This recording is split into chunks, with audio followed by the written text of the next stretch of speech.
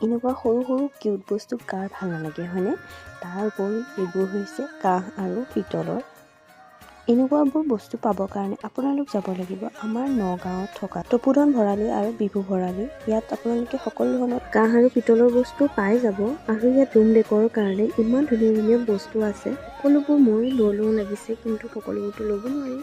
আপোনালোকে যদি কাৰোবাক গিফ্ট দিম বুলি ভাবিছে, আপোনালোকক সদায় মনত ৰাখিব এনেকুৱা গিফ্টবোৰ দিলে। আৰু কি কি আছে আপোনালোকে চাওকচোন।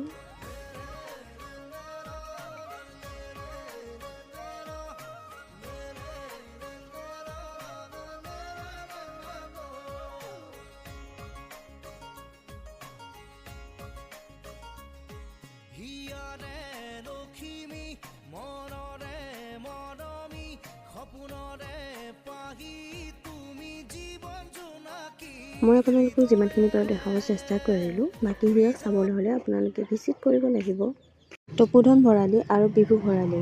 আজিলৈ আহিছোঁ, বাই বাই।